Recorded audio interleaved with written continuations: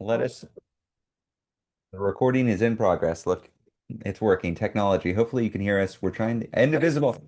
Sacramento, Hey, Indivisible Sacramento. Welcome. Let us know where you're coming in from. New Mexico, Hi, Portland, Oregon, Brooklyn. Sikkim, Oh my goodness, Cleveland, Colorado Delaware, New Springs, Orleans, Vegas, Manhattan, Lyon County, Kansas, Target Majority, New York City, Paris, France. Welcome, Rochester, Linda. Minnesota, Boulder, Colorado, Fort Lauderdale, Los Gatos, Prioca, Italy. I don't know if I pronounced that right, but it's Italy, definitely. Uh, Cambridge, Bethesda, Maryland, South Jersey, Milwaukee, Williamsburg, Virginia, Shohola, Shohola. Indivisible Grand Forks, North Dakota, Denver, Indivisible 80238. Welcome, welcome, welcome. Tucson, Arizona. Leah's mom is texting me. I'm going to put the phone on silent now Yep. so y'all don't hear that. Pacific Beach, San Diego, Haddonfield, New Jersey, Bowling Green, Kentucky, Ithaca, Washington, Romney, West Virginia, Ooh, early wait, Wait, did you say Yellowstone? Yellowstone, Indivisible, Yellowstone Montana. Indivisible. Love that. Cool. In the Yes. house. Incredible. Okay. All right. Shall we get Sure. started, Ezra? I love it. Let's get started. Hey, everybody. I'm Ezra. I'm Leah. And this is the last What's the Plan of 2025, Leah. Wow. We made it, everybody. You're, A lot of people said we weren't going to make it, and yet here we are. We've made it together. sometimes it was us. Yeah, sometimes it was us, but we're here. We made it to the end of 2025 with new mics nonetheless, so you can hear both me and Leah. If you're brand new here, welcome, welcome, welcome. This is the pro-democracy movement that's pushing back against the fascist regime that is trying and failing to consolidate power in this country, and they're failing because of the work we're all doing together. And it's a pleasure to be here with y'all. Leah, what do we do in these calls? How do they work? So this is our movement space for the week. We are going to start with a brief overview, a brief stuff that's on our minds, and then we are going to spend most of the time in Q&A taking your questions live. You can add questions via the toolbar at the bottom of your screen. You can upvote questions with the little thumbs up icon for the ones you want to see. We're going to take them mostly off the top with a little bit of judgment on our part to make sure we answer questions on different topics and get some good questions in. Hmm. So how? Sorry, and then also just to flag, this is going to be recorded. It will be sent out to everyone who registered. You can watch it as many times as you want. It'll be posted on YouTube. You also will get all of the links that we mention in a follow-up email. So if you miss a link because the chat is moving too fast, which has happened, do not worry.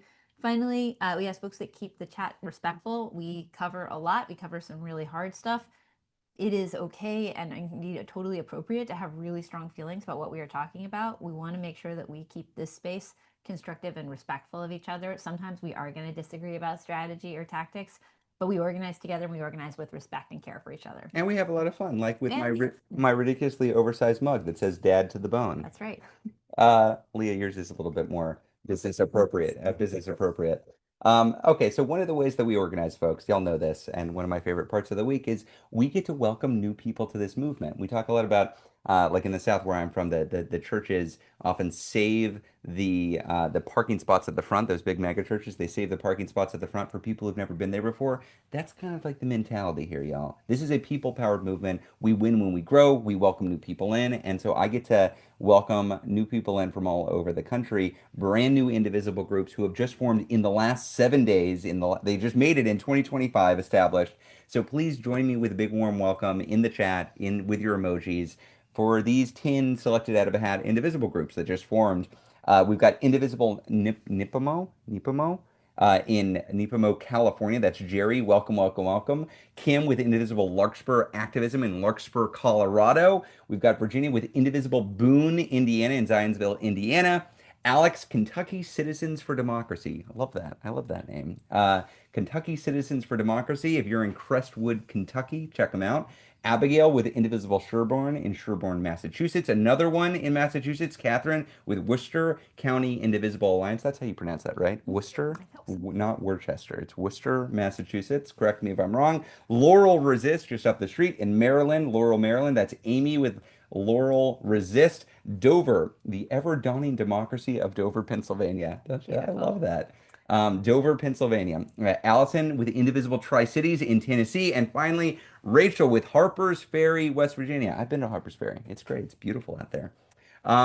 Those are a selection of the brand new folks blue states, red states, purple states, urban areas, suburban areas, rural areas. We're all over. We're growing. We're welcoming new people in.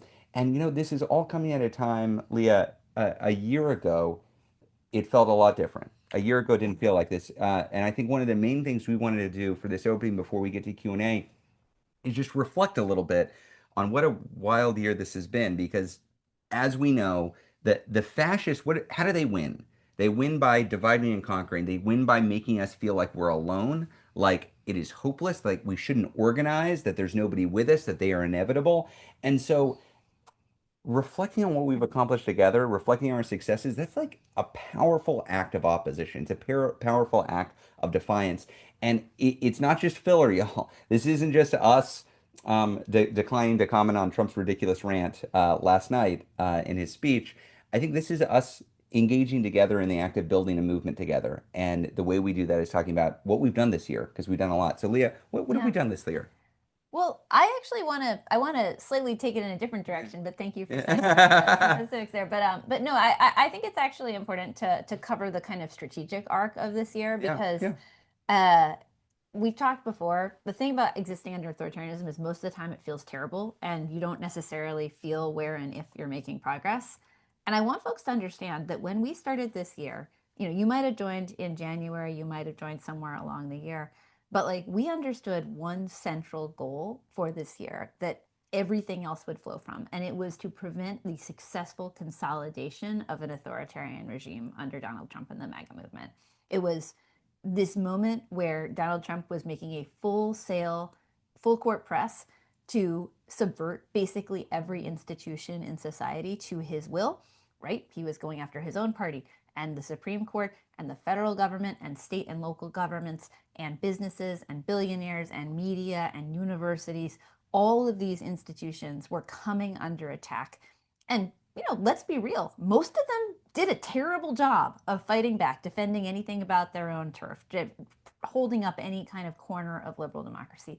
We saw a widespread collapse of elites. We saw media companies soft pedaling their coverage and their critiques. We saw universities like Columbia signing compacts with Donald Trump. We saw Democrats. I don't. What would you describe Democrats doing for the first couple months? I didn't really see much of them in the We first few did not months. see a lot Yeah, of we didn't Democrats see a lot in of the first couple Democrats in the months. first couple months. Oh, We Maxwell Frost we and saw AOC. billionaires Yeah. collectively size the situation up and rush to bend the knee to Donald Trump. So, in the face of this kind of widespread societal collapse, where a bunch of the people who are, ostensibly the most powerful, the most wealthy, the ones with the most access, collectively tried to protect themselves, regular people said, fuck no. Regular people were the ones who have pulled democracy back from the brink in 1,000 different ways over the last year, starting with town halls in February, where a bunch of Republicans were surprised by exactly how angry people were about Elon Musk and Doge and the ransacking of the federal government, building to Tesla protests, where folks showed up directly to let Elon Musk know what they thought of his work as a federal government uh, chainsaw in chief. Um, Building to hands off, where so many of us pulled off the first major mass mobilization of this term with 3.5 million people, collectively continuing to fight and push and organize at the local level to defend our neighbors, to protect our values, to try to make sure that we were standing in solidarity with communities under attack as ICE ramped up its operations, building to No Kings in June, in which we collectively demonstrated that, we collectively created a contrast between Donald Trump's pathetic, self glorifying military parade in Washington and a massive, vibrant resistance everywhere in the country, collectively showing up and defying him. There's so many pieces along the way of the local unspirited resistance, from holding members of Congress accountable to cities organizing to protect themselves under the National Guard, to folks, in really red and rural areas becoming the first person in their community to show up and say, hey, no, this is not for us. I'm going to start organizing. I'm assembling a group, and we're going to make ourselves visible, and we're going to stand for our values, and everything in between. Where I'm going with this, building to the single largest protest in American history in October, when we all collectively came together for No Kings, which, if you look at like when approval ratings started to just fall off a cliff, syncs up pretty closely with that, or Trump's approval ratings syncs up pretty closely with that moment, right? So we collectively, we said no, we organized, we pulled Democrats back into a fighting posture, we forced some of those institutions that had collapsed to walk it back a little bit, and collectively we have tanked Donald Trump's approval, favorability, people's trust in his ability to govern, and called into question the idea that he will successfully consolidate power. And now you're seeing things start to work differently. You are seeing different institutions across American society think less about how do I make Donald Trump happy and more about what is going to happen to me if I fold in with his illegal, corrupt, screwed up behavior when he's gone. You are seeing the shift that comes as people conclude that he's not going to successfully be able to consolidate power. And that doesn't mean that our work is over. In fact, it's really just the first step, but it means that we're operating on a totally different playing field than we were in March or January of this year. And I really do believe, I'm going to hand it to Ezra in a second, No, but no, you. I really do believe that historians will look back on this year and they will understand it as the year where elites failed us and regular people fought to save our democracy and to pull us back from the brink. And that is you. If you are on this call, that is you. That is your Indivisible group. That is millions of people across this country who collectively form this extraordinary tapestry of defiance and change what was politically possible. So I hope you feel A tapestry of defiance. I that. think Mm-hmm. we have been building quite the tapestry this year. One of the things we did after the last call, we polled all y'all to try to build this sense of what have we done together and what are we most looking forward to. And again, as we said earlier, the the fascists want us to feel alone, and what we're trying to do here is stand indivisible together. We're trying to bring everybody together, one voice of opposition all together across all of the country, across red, blue, and purple states and rural communities and urban communities and suburban communities with Indivisible, yes, but it's not just Indivisible. There's 5051 and Move On and Working Families Party and Black Voters Matter and incredible partners in the union community and elsewhere. uh, we've all been building to fight back. And I hope y'all feel like you're part of something bigger than just yourself or your own indivisible group or your own community. This is enormous and historic. And we asked y'all what you were most proud of. We asked you what you were most proud of. And I read through this list and I was just like, yeah, we did do that together. We did all of this together. And what an amazing year it has been. So just to reflect back a little bit, so you can feel part of this with us. One of the main things that folks said when we said, okay, like looking back on 2025, what did you accomplish that you're most proud of? Top of the list that we heard just from just about everybody here, these incredible historic mass mobilizations. As Leah mentioned, we did three of the five largest mobilizations in American history this year. Hands off, No Kings One, No Kings Two, make up three of the five largest in all of history. We went from 1.3 million people at, or sorry, 3 million people at 1,300 events in April, to then 5 million people at 2,100 events in June, to then 7 million people at 2,700 events in October. This sense of a growing movement that was rejecting Trumpism, was rejecting fascism. How can you not feel like part of history being part of that? But the second thing that came up a whole bunch when we asked people was this sense of building the infrastructure. This wasn't just a wave that occurred. This wasn't just a naturally occurring event. It wasn't the weather rolling in. We all built this infrastructure. Local groups formed all over the country. Just looking at indivisible groups, it is December, y'all. We are still, I just celebrated 10 new indivisible groups in the last 7 days. It's the wave did not come on election night and then just recede. We were seeing week after week, day after day, new folks in every nook and cranny of this country. You should feel like you built something there, y'all. How do you get the largest protest in American history? It's not just through social media. It's not just because it gets posted somewhere. It's not just because somebody covers it on the news. It's because y'all have been building up the structures necessary to actually create that wave. And so, damn right, we're proud of the infrastructure. But another one of the things that they came out, this is the third most common piece of pride that we saw reflected. First time activism and courage. Again and again and again, we heard stories from people directly or from people who were forming new indivisible groups who said, this was the first time I've ever protested. There was new people who came in who had never been part of a protest before. And in an environment where the fascists are threatening to bring the hammer down on people exercising their freedom of speech, their First Amendment rights. We have millions of people saying, well, screw that. I'm going to take this step. I'm actually going to show up. And he did it not just once, not just twice, but many times, week after week after week, showing up on bridges and in corners and in overpasses, showing up on marches, yes, for hands off and No Kings 1 and 2, but also for May Day, for John Lewis, A Day of Remembrance, Good Trouble Lives On, also for Labor Day. People were coming out again and again and again.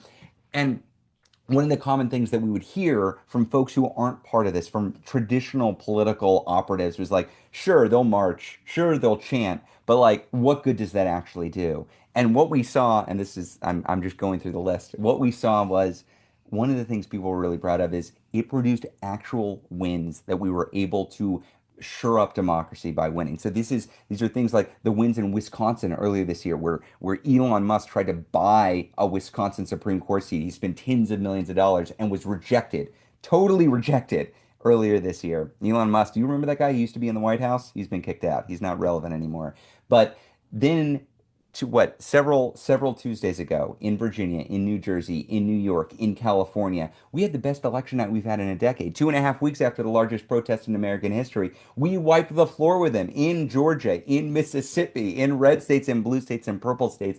We just stomped the regime again and again and again. And what these wins demonstrated was that while our democracy is imperiled, we still have a democracy. We did not give up on democracy. We did not give into the fascists and give them power that they do not have. We stood up against them, against their immigration and ICE raids, against their attacks on businesses and universities and law firms. We stood up against them. We treated them like the real threat they were, but we did not give up on democracy. We banked these wins again and again and again. So, Leah, do you want to talk a little bit about what we heard from folks when we asked them, what are you looking forward to next year? Because there was a lot to celebrate, but this is an overkill. We've got more democracy to save next year. And unfortunately, if for folks who heard about or watched Trump's speech last night, you see that these folks aren't giving up. They're not just going home. The regime is not just going to say, well, we're as unpopular as we've ever been. Let's stop. There's more coming. And one of the most heartening things I got of this survey that we did of folks was here's what people are actually Yeah. looking forward to, what we're going to do together in the year to come. Yeah. So first is a set of things that we've got to continue and do more and build on, right? So immigration and ICE defense, Yes. rapid response, Mhm. working within our own communities to document and protect folks who are under threat. That's one big bucket. Expanding and continuing the work to really put the heat on corporations, whether that is via targeted economic actions, whether that is via collective disruption, thinking about ways that we hit folks in the pocketbooks to make them understand that there are consequences for enabling fascism. But then the other thing, obviously, is there are elections next year. Well, sorry, one additional thing, continued No Kings actions. We've got to keep this overall sense of defiance building. We are getting, and I No see Kings the 3, no Kings 4, I no see Kings people in 5. the chat right now who are like, okay, this is the pep talk is all nice, but when is the next No Kings? I know we'll get there, but it's coming. Then the other piece is we got an election, and it's not an election like we've seen before. It is an election that is going to be contested all the way through because we know they are going to try to rig the rules at every stage in the process, that we're going to have to fight on an ongoing basis to try to keep that election as close to free and fair as possible, and we're going to have to enforce the results, and we're going to have to win it in the meantime there, because it's not just about the election sabotage, it's also about winning that election. In order to do that, finally, we're going to need fighters. We are going to need the kind of Democratic Party leadership, and we're going to need the kind of Democratic candidates that folks are excited to stand behind. And so collectively, we've got this extraordinary arc ahead of us. We're going to continue to resist. We're also going to start to shape the party that is ultimately capable of leading us forward. And we're going to win that election, and we are going to enforce the results. We got a lot ahead of us, y'all. A lot to come. So thanks for being part of this movement, this big, beautiful, powerful, boisterous, Yeah. um, inspiring movement that has changed so much over the course of the last year and it's got a lot more to do next year. Yeah. So with that, Leah, we've used up 20 minutes. Should we Yeah, do some let's get some Q&A? questions. Let's do some Q&A, y'all. We've got Polly with the top voted question. I'd like to recommend we include campaign finance reform as another element of assessing Senate and congressional candidates in the upcoming primaries, along with an agreement to vote Schumer for senator, vote out Schumer for senators. I'd like to see radical change for how we finance elections. Money is corrupting our democracy. We need to overturn Citizens United, remove lobbyist influence, and provide reasonable allotment of government funding instead of nonstop fundraising and even a reasonable term for elections. Polly, you won me over. I'm on board. Look, we Indivisible made as our top priority in 2021 when we got the Democratic trifecta, passing actual democracy for real substantive democracy reform, which would mean, yes, getting money out of politics. It would mean ending gerrymandering and mean guaranteeing voting rights. I would like to see DC to become a state. I would like to see Puerto Rico to be given self-determination. I think we cannot move forward into a post-Trump era and just dust off old proposals and act like the system just worked just fine. I 1,000% agree that as we're assessing candidates, we should be looking at how are they financing their own election and how are they moving forward in a substantive way to strengthen our democracy. So Leah, one thing that we're looking at for Senate and House candidates who Indivisible National will be getting behind in the primaries is uh, do not take money from the funders of fascism.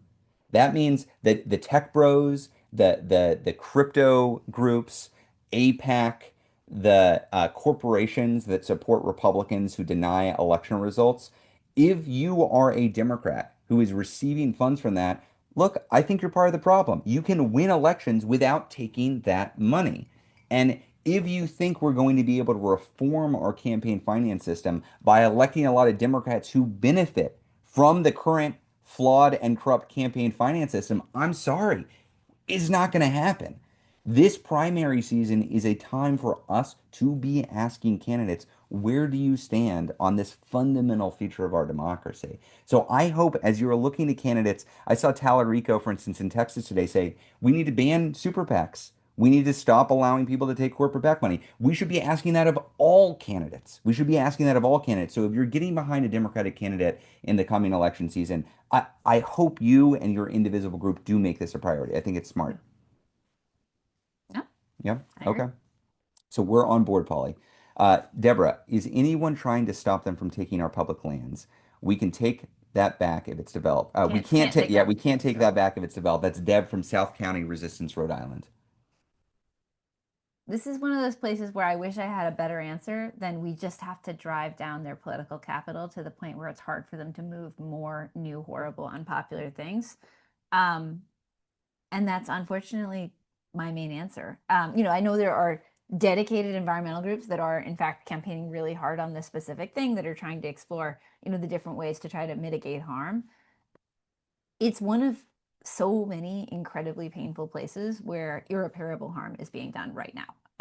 And where our best theory of how to stop it is some amount of targeted pressure, but it is mostly about making this regime so unpopular and so under, and fracturing their coalition to the extent that they are not capable of getting away with more and worse stuff.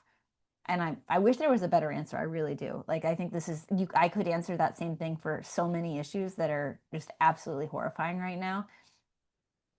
And that's the answer that I have. I mean, I think what it points to for me again is, you know, what election cycle are we in right now? We're in an election cycle to determine whether Trump has a blank check to continue on breaking the law and violating the Constitution and implementing the least popular policy agenda in the history of the Republic. That's what's up for debate next year. What is not up for debate next year is what the agenda should come next, because we're not going to have the presidency in 2027. We might have the presidency, the House, and the Senate in 2029. And so after we win the House and the Senate next year, after we start actually implementing congressional oversight that has been non-existent over the past year, there needs to be a debate about what does this country do to overcome the catastrophe that we've just survived. And we should be looking for candidates that have a bigger vision than, let's just dust off some of the proposals from 2016 or 2020. We should be looking for people that are actually looking at a scale that we saw after the Civil War, after World War II, after the country has survived other cataclysmic events. Um, that is a place that I would love to get to. It is not where we are yet because the current danger is that Trump succeeds in just consolidating power altogether and that we don't get any kind of congressional oversight. So in my mind, we are on a path of right now we're trying to limit harm as best we can do. We're trying to build a Democratic Party that is actually willing to fight back, and then we're trying to crush the regime in the midterms so we can exercise some amount of oversight. And then that's when the debate about the future of not just the Democratic Party, but the future of the country starts coming into play. Um, Moving on to Nina's question.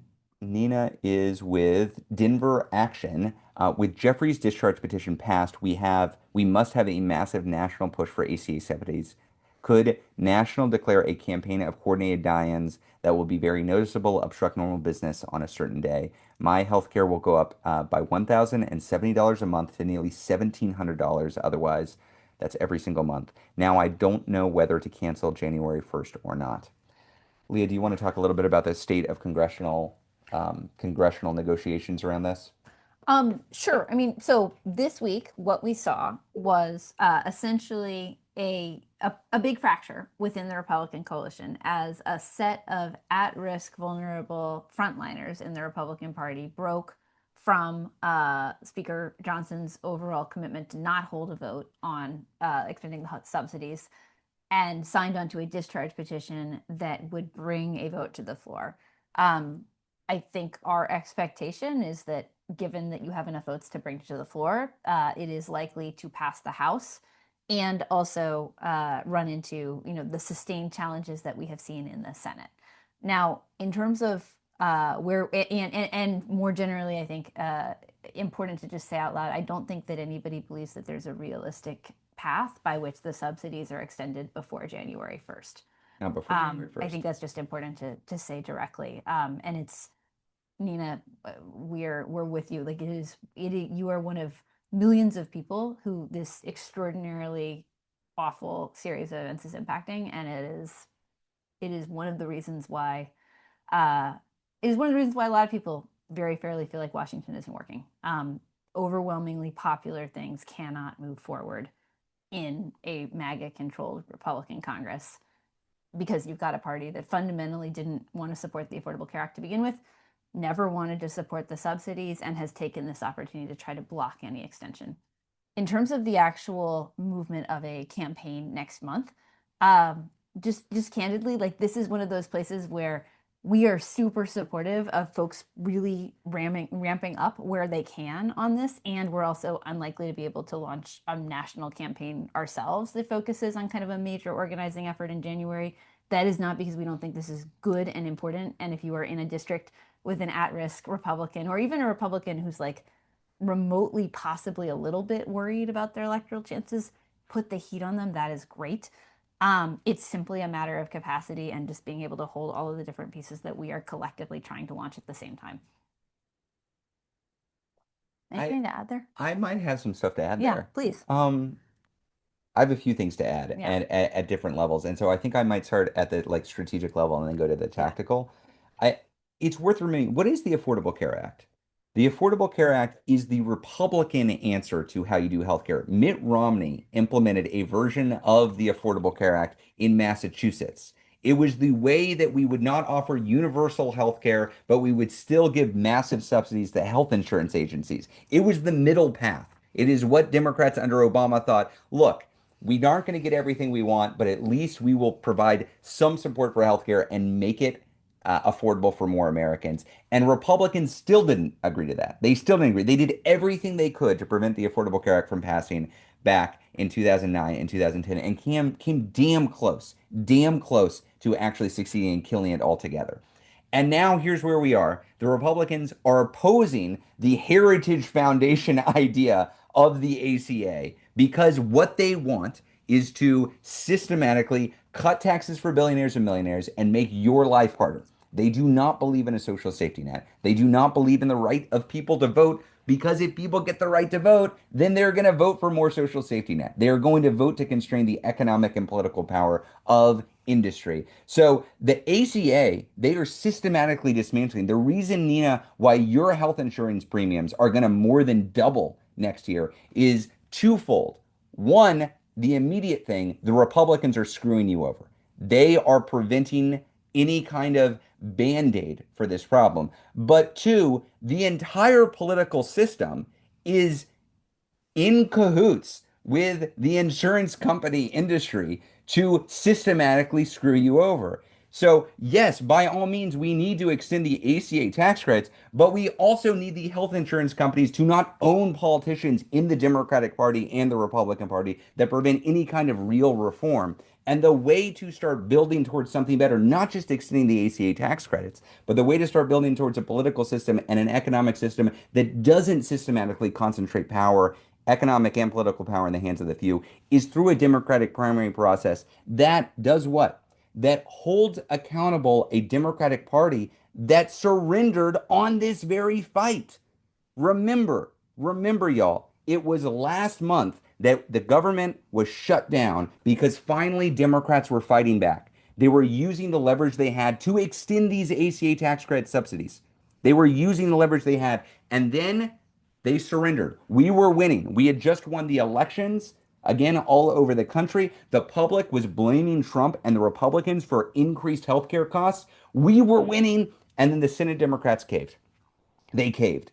So I would love to tell you we have a neat trick to extend the ACA tax credits. The government's going to run out of funding next month. If the Democrats were strategic, if the Democrats understood how to use their political power, they would say, "Look, we voted to reopen the government back in November because you Republicans, you promised to move on healthcare. They haven't done jack shit though. The Republicans didn't do anything. Your health insurance premiums are going up. Do not give another vote to these Republicans for the government funding unless they extend the ACA tax credits. They could do that next month. But we're not going to get a Democratic Party that fights back unless we demand that. The time to demand that is in the primaries. So this is a horrific situation, Nina. It is horrific on several different levels: tactical, strategic, historical. And I don't think we get past this in any real way unless we start engaging in the political system and demanding more, not just of the Republicans who are never going to come over to our side, but also of the Democrats who need to be convinced to fight for us. Robert asks, okay. Robert from CBFD Indivisible in San Diego. As we look forward to 2026 with hope and anticipation, it seems like there would be great benefit in enhancing ties between local Indivisible groups and many other progressive organizations. Is this something that Indivisible National can assist with, perhaps by having training sessions on this topic? Any other ideas? Great question. So we do actually have a set of trainings that we have been doing over the course of this year, particularly on solidarity and action and working directly with actors in your community, particularly actors that are focused on supporting marginalized communities. But we also did a series of trainings at our national convening in Divisifest on building coalitions and building partnerships around specific campaigns with a broader set of progressive organizations. I believe we made that available to everyone, but I will check to confirm and we can maybe follow up on that. But we definitely have a set of different trainings around kind of coalition building and partnerships available somewhere in the archives.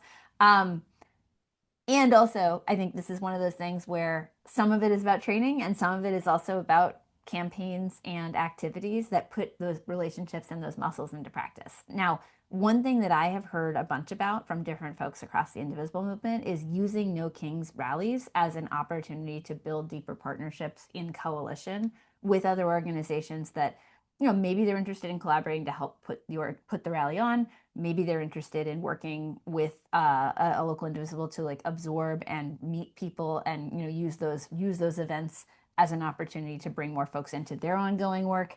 Maybe they are interested in all of the above. Using those as like an event where you reach out proactively early and ask people to help build together with you and build relationships can be a really powerful interim step. Hmm. Oh, one thing the team is reminding me of, this is the technical intermission. If you have been registered for these What's the Plan meetings, that's great. We love you here. These meetings, the calendar invite was only through 2025. So in order to be registered again, you have to register again. It'll then populate through 2026, and we'll have links in the chat so you can do it. There's nothing new. We're not asking for new information. You don't need to provide anything new to us. This is just a technical way that you can get registered for these Zoom calls. So oh, great. Thanks, Eric, in the chat for putting the registration in there. I appreciate all y'all putting up with the technical hoops. Yep. And Uh, maybe let's remind people a couple more times I throughout the will. call in kind of like an NPR fundraising Right. style way. Just because this is, if you want to continue to get reminders and invitations to these, you do have to register again. But you do not have to donate. But you don't have to donate. That's right. That's right. Okay, so Peter asks, Peter in San Pedro, can we get your take on some of the key tests for Dems in primary, things that would matter wherever Dem challengers are in an indivisible target race? Perhaps issues such as accepts no corporate PAC money, explicit support for NATO and Ukraine, opposition to Venezuela or other military adventure without congressional approval, restore Medicaid and ACA subsidies and funding, rolling back the big ugly bill's tax cuts for the wealthy, defunding the massive private army funded by the big ugly bill, restoring departmental staff and funding from Doge, and votes OMB assault on the government. What are the key things that shape primary challengers, to shape primary challengers around? Well, Peter, it sounds like you got a lot of good ones.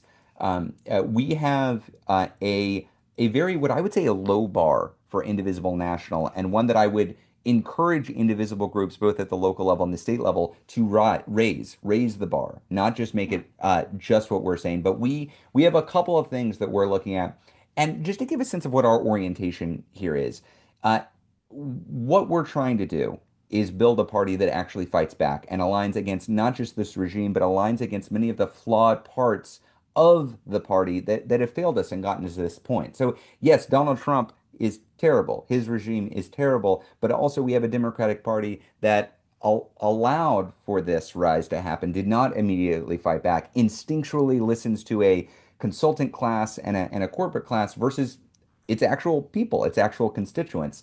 And so when we were looking at what are some just baseline ideas that any competent Democrat ought to be easily able to accept, we tried to put those together, not with the assumption that they're the end all be all. They're not an entire policy agenda, but trying to get at what are the things that the existing Democratic status quo would not accept. And let's create a clear line. Let's create a clear line between that failed leadership of the past and what we hope to be is a new, stronger Democratic Party that fights back. And so in the Senate, there are a couple of easy things. One, you're committed to an aggressive oversight and reform agenda as soon as we retake the House and the Senate. So on January 3rd of 2027, we're going to have the House, we're going to have the Senate. That means we can issue subpoenas, we can hold hearings, we can exercise oversight. And we should be doing that immediately. That's not just Donald Trump. That's all of the people in his regime that are systematically breaking the law and violating the Constitution. And it's also those businesses that are going along with Donald Trump. It's those universities and media institutions and law firms that are cutting sweetheart deals, that are breaking the law, that are engaging in what I would call corruption with this authoritarian regime. They should be hauled in front of Congress. They should face some accountability. And if you're not willing to commit to that as a Dem, if your priority is, I don't know, reaching out to the Trump administration to pass some additional bill, I'm sorry, you're not part of the party that we need. That's not going to help you win in your primary or your general election. That's actually going to hurt democracy. That's not a vision that we can believe in. So that's one.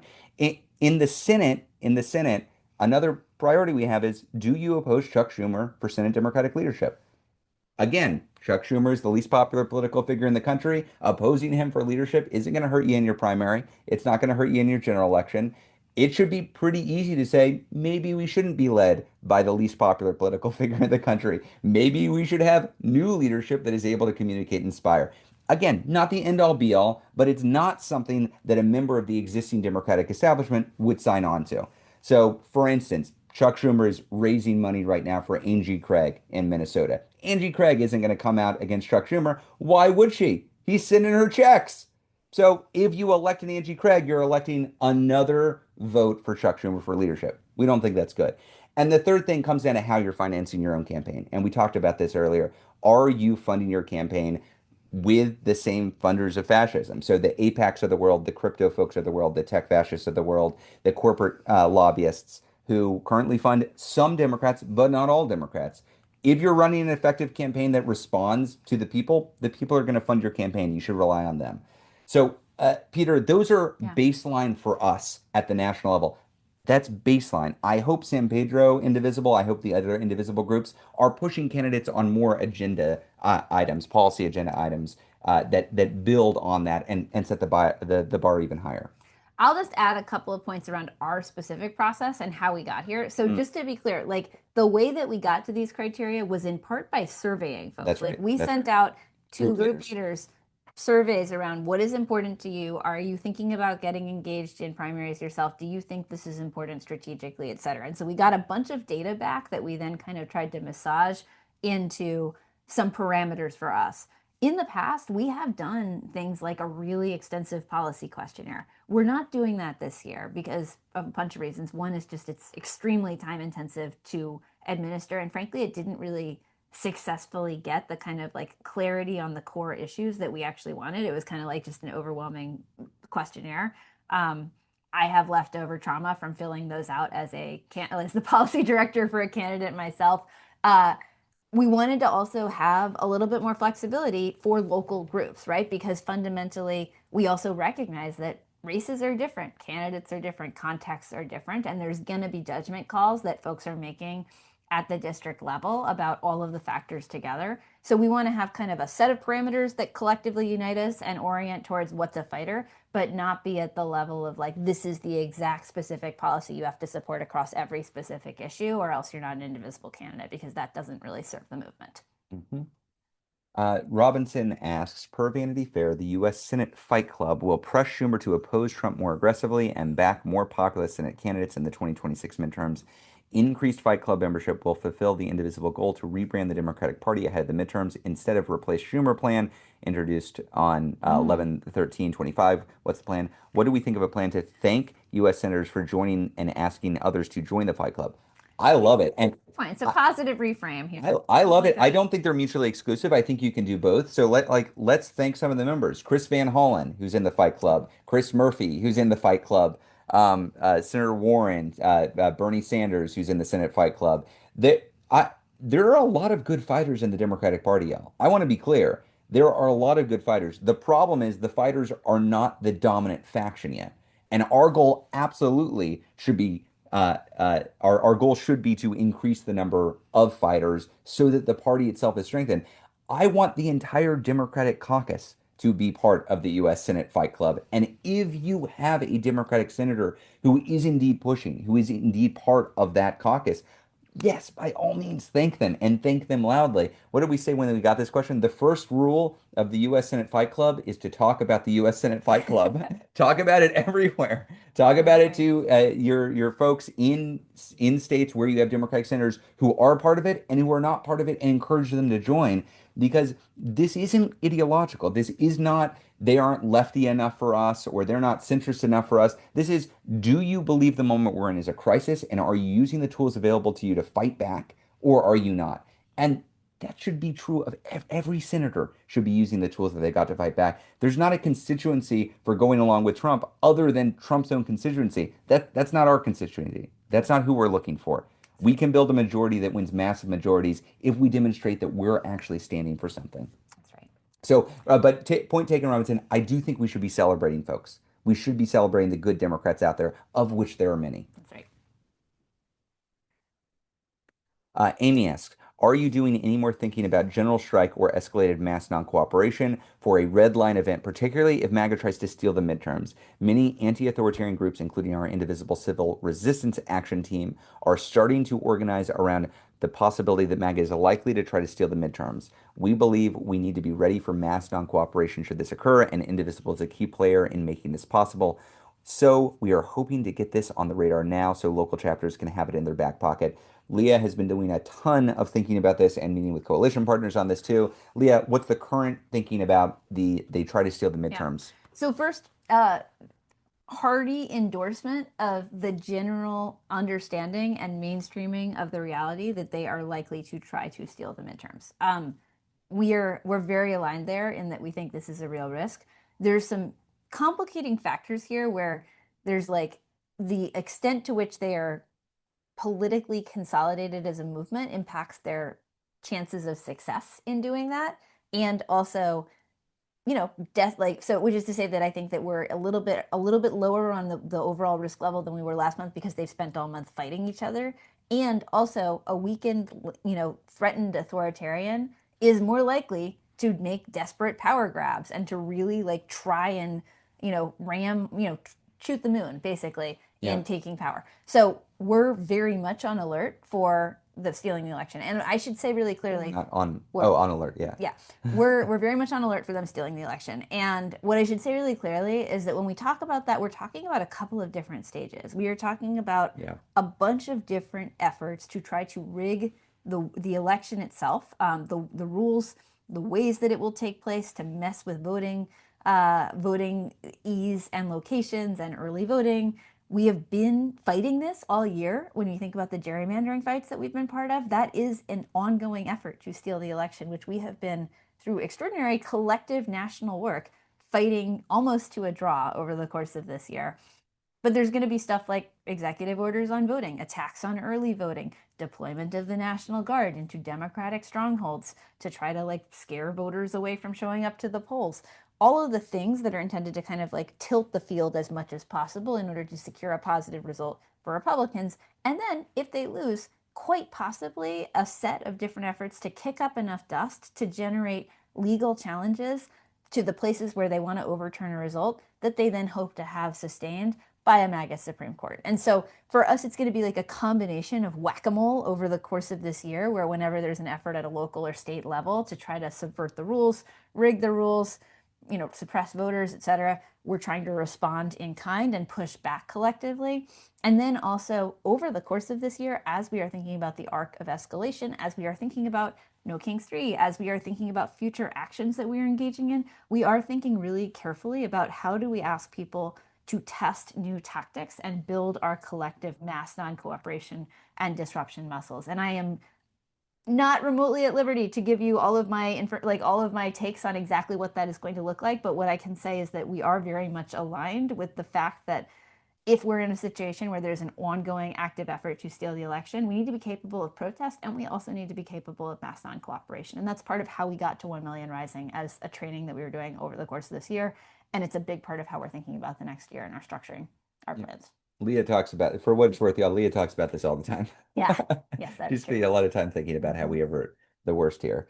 Okay, Steve asks if a significant number of House Republicans walk out the door when Marjorie Taylor Greene does, what can happen? I mean, theoretically, what would happen if a sufficient number resigned is that Republicans would no longer have the majority, then the Democrats would have the majority, and then the Democrats could elect their own speaker. That's pretty theoretical, though, y'all. I think it's the kind of thing you might see in a political drama. That doesn't mean it's not going to happen. There are a lot of other weird things that have happened this year. It could be that Republicans are pissed off enough at Mike Johnson, especially frontline Republicans who are either being redistricted out of their districts or they're scared of losing the reelection, and so maybe they try a Hail Mary pass. It's conceivable. A lot of those Republicans are going to say that they're retiring. We're hearing a lot of reporting that retirements are coming, but I would expect the vast, vast majority of those Republican retirements are going to occur after the next election. They're going to Versus announce just leaving their jobs. versus just leaving their job. That's a pretty aggressive move. So while theoretically you could see enough Republicans choosing to leave, just a handful really is necessary, that it throws the House to the Democrats, that would be surprising. That would be surprising right now. And if you want to see that outcome, what I would suggest you do is make as clear as possible that these Republicans are facing electoral loss come next November. Make it very clear that they have no hope of holding on to power as long as they line up behind Trump. I think if any of these Republicans in the House who are complaining loudly about how Mike Johnson, oh, that meanie Mike Johnson is not allowing us to have a vote on the ACA. Gosh darn him. We really would like to do this, but pff, what are you going to do? Mike Johnson sucks. Well, switch parties then, asshole. Switch parties. You have the ability to switch parties tomorrow and vote for a different Speaker of the House. If you're not doing that, okay, you should be You're kicked out of complicit. office. You are complicit. You are complicit. So, like, it's a lot of talk so far. It's a lot of talk so far. If they actually mean what they say, they should switch parties. They could switch parties just for the next year and say, look, I think the ACA tax credits are so important that I'm willing to put the country and my constituents above my party. And I'm going to switch over. I'm going to vote for Hakeem just for this, the remainder of this year, so we can get a vote on the ACA tax credits. That is in their power to do. Anything shy of that, they can go fuck themselves. They can find a new line of work. I do not give them any credit for their whining to congressional reporters that they would like to see a vote. Sorry to curse. No, more when it comes to this, it's like these folks are fascism enablers. Yeah. They are a lot of them are pretty talented politicians, and so they're good at giving quotes that mostly create the impression that they're unhappy about what's going on, and they also spend very little political capital actually doing anything to check it. And frankly, the only places where we're seeing them break are in places where they perceive their own electoral threat or their own electoral prospects in direct threat. So the ACA subsidies for a few folks, the Epstein files, that's it, right? And so fundamentally, continuing to keep the heat on. I want to pull out one point that Ezra made around kind of safe seat Republicans and retirements. Being in the House minority is not very fun. It is not a Yeah. fun. You do not have any control. Like it is a institution that is really structured to allow the majority to hold overwhelmingly the power. And so a lot of people who, they'll hang on even if they're pretty annoyed about the way things have been going this year, if they think they're going to be in the majority. We need them to be like reading the tea leaves right now and be like, oh, I don't want to, we're going to lose pretty bad. I don't know when I'd be back in the majority. It's time for me to go. That is a very viable path. Not to belabor the point too much, I'm seeing Mike Lawler's name come up a lot in the comments. Mike Lawler, Yeah, a New York congressman, who is one of the most vulnerable members of Congress. He's one of these Republicans who makes a lot of news around criticizing the Republican Party.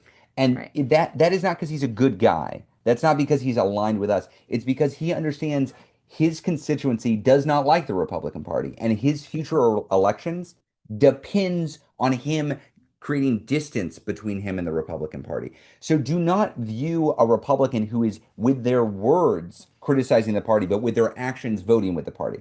Because what they are doing is playing politics. It is cynical, a political move that is probably welcomed by Mike Johnson. A conversation that happens with leadership and vulnerable members is, yeah, you can flame me, that's fine. I understand. Do what you need to do to get reelected. If you need to yell about me, fine. But as long as you allow me to hold on to power, Yep. allow me to hold on to power. Say whatever you want, but allow Mike Johnson to hold on to power. You can say what you want. So I do not confuse what is happening there. He is playing the political game, trying to convince everybody that he's one of the good ones. But he voted for this. In voting for Mike Johnson and allowing Mike Johnson to keep the speakership, Mike Lawler and the other vulnerable Republicans are voting for this, regardless of what they say. There are some interesting, I will just note, there are some interesting like dynamics happening under the surface here that I do think are like a little bit fascinating to track. One of them is the gender dynamics of the House Republican caucus. This has come out in a little bit of reporting, but there is very much like Republican women, in a very like leopards eating people's faces kind of move, are like, wait, there's sexism in the Republican caucus? Like, this is what a shocking development. But there is like an actual set of like kind of people who are genuinely pissed off at leadership, not for the reasons you or I would be pissed off at leadership, like the fact that they're, enabling fascism, et cetera. There is genuine fractures and tension, et cetera. And also, our best play here is just to continue to keep the heat on and make sure that it is not fun to be a Republican because you are constantly being asked to explain yourself to your constituents. Great question. That generated a lot of engagement. Okay, Rebecca asks, how can we stop war in Venezuela? Yeah, this is a great question. Well, so we've been trying to generate some energy around uh, accountability for these wildly illegal, murderous strikes that have been going on. These attacks on uh, many of which appear to be just attacks on random innocent fishermen who are simply out doing their business in why am I forgetting the name of the ocean that is that Yeah. in the Gulf of Mexico? Yeah. Oh, yeah. And so I think one piece of this is just literally trying to escalate as much as possible accountability around kind of the illegal nature of what has already been happening. There was some heat in the Senate around the boat strikes, and particularly the order to do a second strike on one boat that was already very clearly out of commission to kill the survivors. That kind of heat is helpful. I would say overall, the biggest thing is just loudly and vocally opposing it and continuing to try to drive down Trump's favorability such that he is not in a position to successfully launch a major military campaign. Like, again, like I feel like there is this regular theme of our conversation where the reality is our best chance at stopping him from getting away with massive, horrifying new moves is to weaken him as much Yeah. as we can politically, to fracture his coalition, to keep as much energy and attention on stuff like the Epstein files released tomorrow, and not let him get away with any of those pieces such that it is very hard for him to sustain a major aggressive new move. Now, this is a double edged sword, right? Because the corollary to that is maybe he tries something like a strike in order to distract from how unpopular he is, how much his coalition is fracturing, etc. And in that case, we have to just have massive collective political outrage to further weaken that coalition, further exacerbate those cracks, create the political situation in which he simply cannot sustain an attack for any extended period of time because he understands that he doesn't have the political power to keep it going. I would beware a public relations campaign from the White House to start driving towards war. We're seeing this right now with Venezuela. Like that, their argument is that these are drug smugglers who are killing Americans. He's arguing that they're an ideological opponent and trying to justify it. Beware additional push on this front.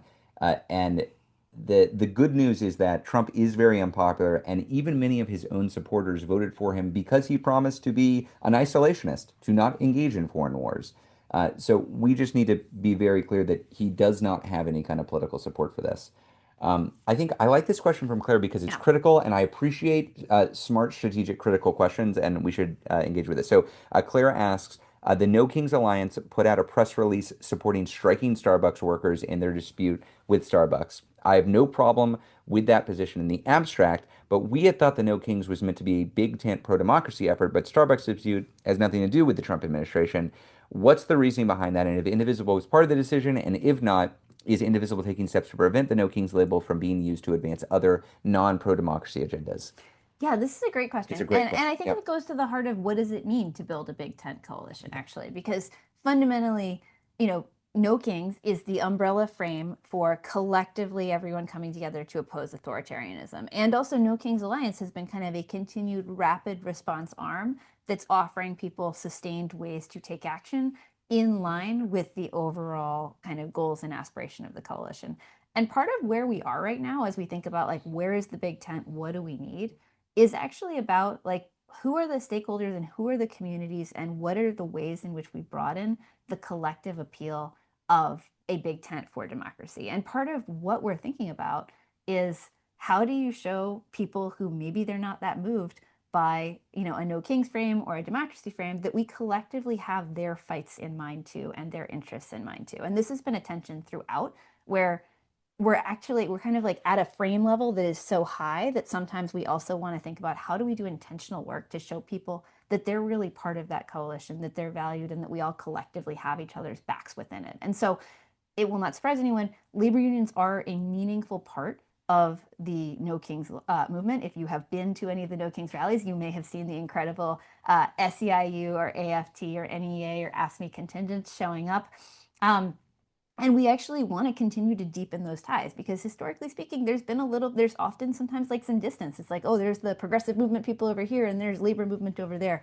That's not good. We actually are all collectively trying to build and deepen alliances between regular people who are fighting for a democracy that works for all of us and against a MAGA class that wants to shape the way we can live our lives and a billionaire class that wants to extract wealth for their own purposes. And so the No Kings Alliance itself is kind of like composed of a set of different actors who have been very invested in putting on these events. And one of the things that we thought was good and important was to demonstrate consistently ongoing support for organized labor and for workers who are needing people to stand in solidarity with them. And so the Starbucks action was one of these situations. There's an ongoing strike action around Starbucks.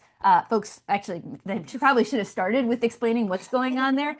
But the basic situation is that Starbucks has been refusing to negotiate with its union for multiple years, I think is the reality. And so you've got, folks who have been trying to get a contract negotiation for an extended period of time and are being stonewalled by a company that has confidence that they can kind of get away with a lot because of the current state of the NLRB, because of the Trump administration. And so actually having a moment in which we're saying, the pro-democracy movement is a pro-workers' rights movement. We are in favor of folks who are out there on the picket line, who are collectively standing up for our own rights. Linking those causes is actually part of how we grow the coalition for the next time because we want folks who maybe said, yeah, that's not for me this time to say, hey, actually, they've got my back and we got their backs. And for folks who want to see a general strike or a response to a stolen election, if you think that's happening without strong union support, I'm Yeah. sorry, nobody else has the ability to pull that kind of thing off. So Yeah. my hope is that the connections between No Kings, between 5051, Move On, Working Families Party, and unions and broader social justice movements in that moment are as tight as they Mhm. possibly can be. That is how we build an effective pro-democracy movement. And Yeah. I know we have more This is, questions, and Leah's going to tell me we've got to go because I'm going to Leah, tell you we got to go. we've got Chris Hayes is doing this what, a year in review MSNBC holiday special. You can flip right over and see us on MSNBC in a couple of minutes. in a couple of minutes. So sorry, y'all. We love being with y'all. I Time. hate to jump a little bit early, but thank you for being part of such an incredible Yeah. force for good this year, y'all. And this space in particular has been God, it's just been a way that I feel like I protect my mental health to be in community with you all talking about how we can actually fight back and not just to be doom scrolling, not just be complaining about what the regime is doing, but to be playing together to say, okay, this sucks, but here's what we're going to do about it. And what did we do about it? We put together the largest protest in history. We started to rebuild a Democratic Party that actually fights back. We started to make sure that this regime and those who might follow it understand that the people aren't going to stand for it, that democracy is going to reassert itself. And we did it together. We did it together. So Yeah. thanks, y'all. This is, I will just say, this is a year that I think I'll be processing for a really long time. It is, just an unfathomable amount of harm and horror that has been done to our families, our neighbors, our democracy, and also an extraordinary amount of beauty in the collective solidarity and people who have risen up to fight for our values and for each other. And you're all part of that.